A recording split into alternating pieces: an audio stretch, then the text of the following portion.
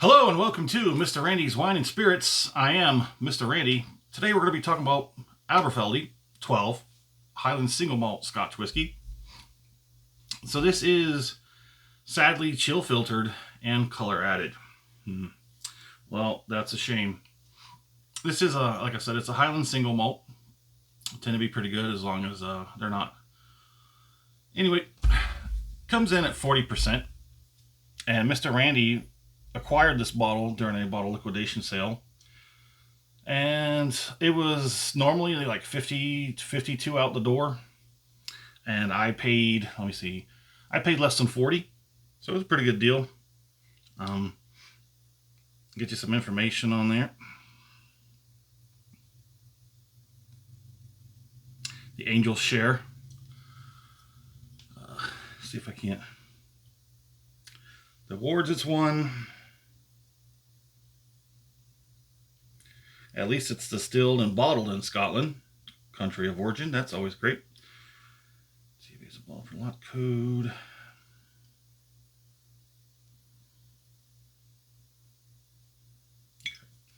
All right, so again, we say this is coming in at 40%. It's about $1 per percent.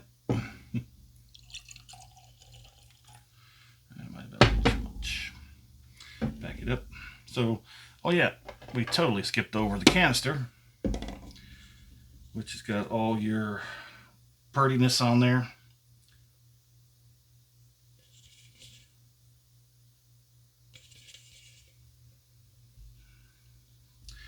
Just stop that right there.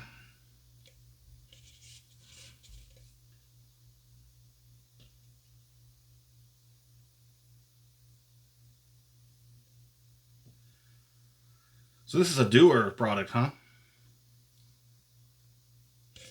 Doers. Well, it's got like a little thing. The rest of it's pretty much paper. So now that we're doing the review, don't need that. So let's get it under the nose and let's get this thing started. Okay, so I made a note. There's something in this that I just can't explain. Something I've never nosed before. I can't explain it. I'm gonna have to probably go and start looking at a bunch of reviews and see what they might say and see if I can't lock that down. So, but yeah, you're definitely getting sweet, oak, spice, all that great toasty barrelness. But like I said, the most defining characteristic of the nose, I can't nail it down. I can't even put words to it. It's not bad. It's just unusual. Well, it is for me because I've never nosed that. It's playing with the sweet and the ethanol, and there's something else behind that. Let's go ahead and get on the palate and see if it changes.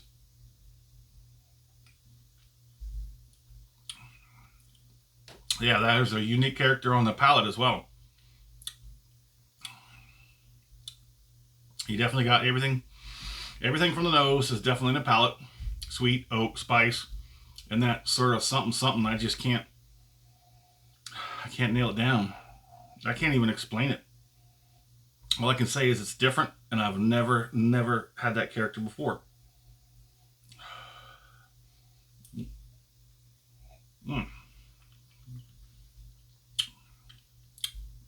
So let's go ahead and get the Kentucky Chew and finish it off.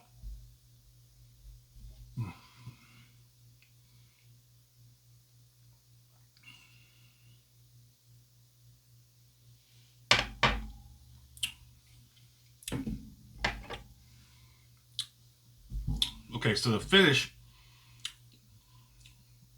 is on the tip and the sides of the tongue. It is bright and spicy, that's for sure. Got a little bit of heat developing on the back. Okay, now the heat's been turned up a little bit. It definitely let you know it's there. It's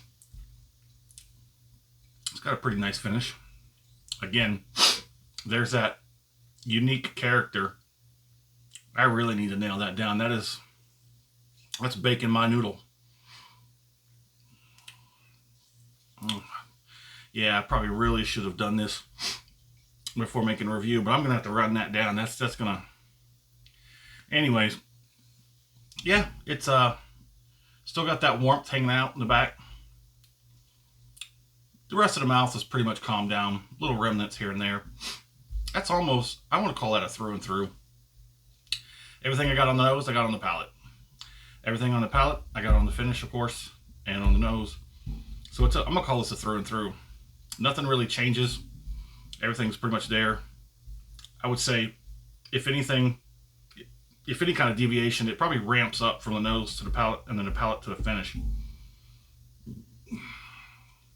I'm gonna give this a strong 3 out of 5.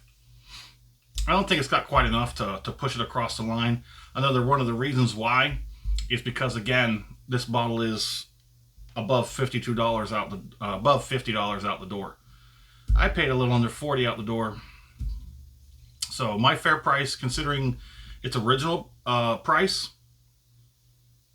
I would say this would be a good $30, $35 bottle.